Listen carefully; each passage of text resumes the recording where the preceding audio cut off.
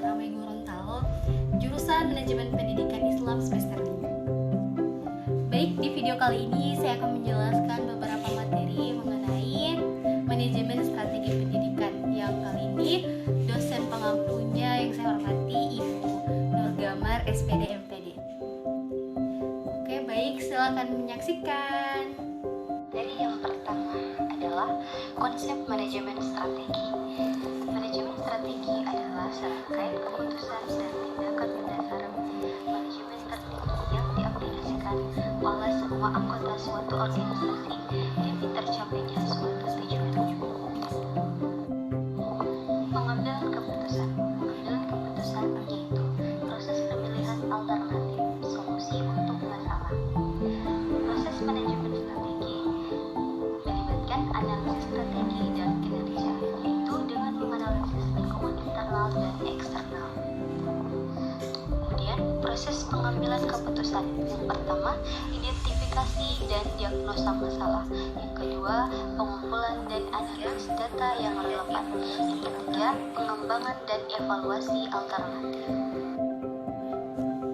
Kemudian, materi yang kedua ada karakteristik komponen, definisi, dan proses penelitian dalam menurut Ahmad Qori, karakteristik manajemen strategi pertama adalah perencanaan berskala besar. Yang kedua, rencana strategi berorientasi ke masa depan. Yang ketiga, visi dan misi organisasi. Dan yang keempat, adanya keterlibatan pimpinan puncak dalam penyusunan rencana strategi. Komponen pertama, komponen perencanaan strategi, kemudian komponen pelaksanaan strategi. Dimensi strategi dalam dunia pendidikan. Yang pertama, ada dimensi keterlibatan manajemen puncak. Yang kedua, dimensi alokasi dana, sarana dan prasarana. Yang ketiga, dimensi waktu keputusan strategi. Proses manajemen strategi dalam dunia pendidikan. David mengatakan terdapat 3 proses. Yang pertama, perumusan masalah strategi. Yang kedua, implementasi strategi. Dan yang ketiga, evaluasi strategi. Kemudian materi yang ketiga ada anatomi manajemen strategi. Dalam anatomi manajemen strategi terdapat 3 penjelasan. Di antaranya, yang pertama ada peran manajemen strategi. Besar peranan manajemen strategi semakin banyak pada masa ini sebanding masa-masa sebelumnya dalam perekonomian global yang memungkinkan pergerakan barang dan jasa secara bebas di antara berbagai negara. Kemudian, kedua ada pentingnya manajemen strategi dalam perusahaan. Yang pertama, memberi arah jangka panjang yang ketujuh. Yang kedua, membantu perusahaan atau organisasi beradaptasi pada perubahan-perubahan yang terjadi. Yang ketiga, membuat suatu perusahaan atau organisasi menjadi lebih aktif. Yang terakhir, tahap evaluasi, yaitu tahap akhir dalam manajemen strategi tertentu tidak berfungsi dengan baik. Evaluasi perlu mengetahui kapan strategi tertentu tidak berfungsi dengan baik. Materi yang keempat ada analisis lingkungan eksternal dan internal. Lingkungan internal merupakan lingkungan yang berada di dalam organ atau lembaga pendidikan. Kemudian faktor-faktor lingkungan ada beberapa. Yang pertama, visi-misi dan tujuan organisasi. Yang kedua, strategi pencapaian tujuan. Dan yang ketiga, jenis dan kegiatan. Dan yang keempat, jenis teknologi yang digunakan. Lingkungan eksternal terdiri atas unsur-unsur di luar organisasi lembaga yang sebagian besar tak dapat dikendalikan dan berpengaruh dalam pembuatan keputusan oleh manajer. Faktor lingkungan eksternal yang pertama, kebijakan pemerintah. Yang kedua, sosial budaya masyarakat. Dan yang ketiga, perkembangan ilmu dan pengetahuan teknologi. Kemudian materi yang kelima ada asesmen of product management. Pengertian asesmen of product yaitu penerapan berbagai cara dan penggunaan beragam alat penilaian untuk memperoleh informasi tentang sejauh mana hasil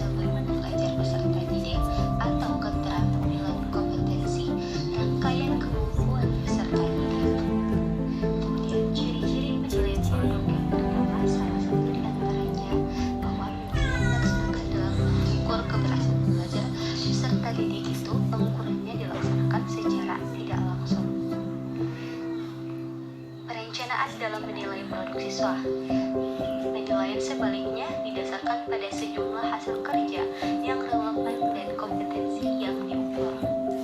Kemudian, penilaian dan pencetakan produk siswa. Anekdotal, yaitu catatan yang dibuat guru selama melakukan pengamatan terhadap siswa pada waktu kegiatan belajar mengajar. Manfaat balanced bagi perusahaan. Yang pertama, mengintegrasikan strategi dan visi perusahaan untuk mencapai tujuan jangka pendek dan jangka panjang. Kedua, memungkinkan manajer untuk melihat bisnis dalam perspektif keuangan dan non-keuangan. 4. Proses manajemen baru. Yang pertama, menerjemahkan visi misi dan strategi perusahaan. Kedua, mengkomunikasikan dan mengalihkan berbagai tujuan dan ukuran organisasi atau strategi. Yang ketiga, merencanakan, menetapkan sasaran, mengelaraskan berbagai inisiatif rencana bisnis. Next materi, kesalahan dalam proses manajemen strategi. Menurut Rahmat, fungsi manajemen dibagi menjadi 4. Yang pertama, perencanaan atau planning, yaitu proses kegiatan memikirkan hal-hal yang akan dikerjakan dengan sumber yang dimiliki dan menentukan prioritas ke depan agar dapat berjalan sesuai dengan tujuan. Yang kedua, pengorganisasian, yaitu proses menyusun pembagian kerja dalam unit-unit kerja dan fungsi-fungsinya.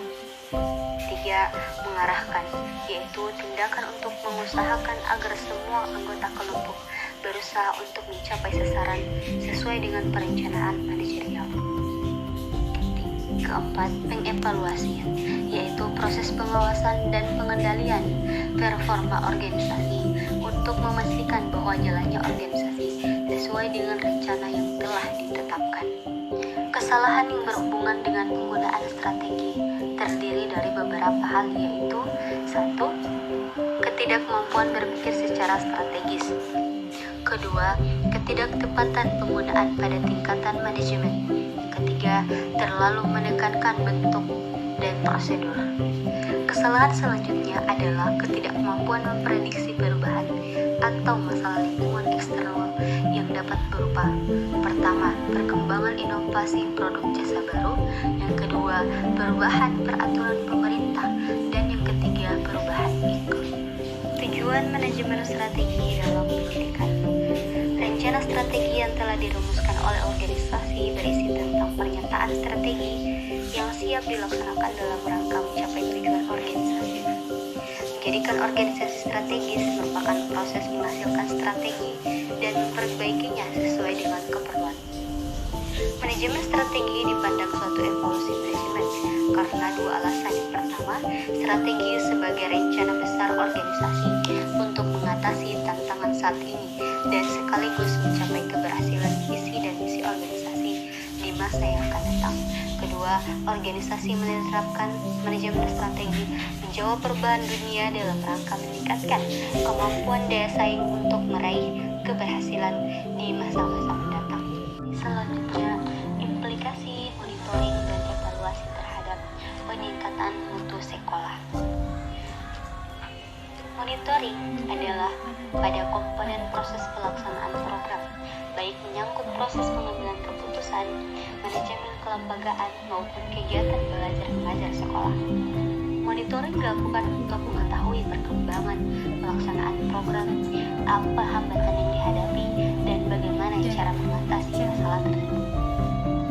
Evaluasi merupakan proses untuk meningkatkan tingkat keberhasilan dari pelaksanaan kegiatan yang telah diprogramkan melalui penentuan pokok kepentingan nilai dari suatu program dan menentukan apa hasil tersebut efektif atau tidak.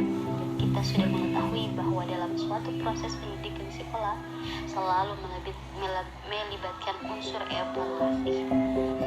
Evaluasi pendidikan merupakan suatu proses penentuan nilai atau keputusan dalam bidang pendidikan atau segala sesuatu yang hubungannya dengan bidang pendidikan. Tujuan dan sasaran monitoring dan evaluasi. Yang pertama, untuk memperoleh dasar bagi pertimbangan pada akhir suatu periode kerja. Kedua, menjamin cara bekerja yang efektif dan efisien. Yang ketiga, memperoleh fakta-fakta tentang kesukaran dan untuk menghindarkan situasi-situasi yang dapat merusak. Next, perumusan visi dan misi dalam pendidikan. Pengertian visi. Visi merupakan gambaran tentang masa depan yang realistik dan ingin diwujudkan dalam kurun waktu tertentu. Visi adalah pernyataan yang diucapkan atau ditulis hari ini yang merupakan proses manajemen saat ini dan menjangkau masa yang akan datang. Misi. Misi disusun sebagai kelanjutan dari visi dan pada intinya adalah sebagai pengembangan strategi dan aktivitas dalam suatu organisasi. Dan misi pendidikan dengan dasar visi dan misi pendidikan nasional sesuai dengan UU nomor 20 tahun 2003 tentang sistem pendidikan nasional. Maka poin ini akan dibahas tentang perumusan visi dan misi pendidikan untuk diaplikasikan di dalam kegiatan perencanaan pendidikan. Merumuskan visi pendidikan. Materi selanjutnya pelembagaan strategi pendidikan. Pengertian lembaga pendidikan Islam. Lembaga menurut Kamus Besar Bahasa Indonesia adalah bakal dari sesuatu. Asal mula yang akan menjadi sesuatu. Bakal bentuk wujud rupa acuan ikatan badan atau organisasi yang mempunyai tujuan jelas. Arah kebijakan pendidikan. Untuk dapat mengatasi masalah bangsa ini yang sudah dapat dilihat dengan kasat mata, sehingga kita dapat menegakkan kepala kepada negara luar bahwa kita yang memiliki pendidikan yang bagus diperlukan arah tujuan dalam pendidikan kita. Baik, itulah materi yang bisa saya jelaskan. Terima kasih sudah disimak. Semoga bisa bermanfaat untuk kita semua, khususnya para pendengar. Semoga dapat dipahami dan bisa diimplementasikan ilmu yang kita dapatkan. Baik, akhir kata, apabila ada kekurangan dan kelebihan saya mohon maaf. La tahzan innallaha ma'ana. Wassalamualaikum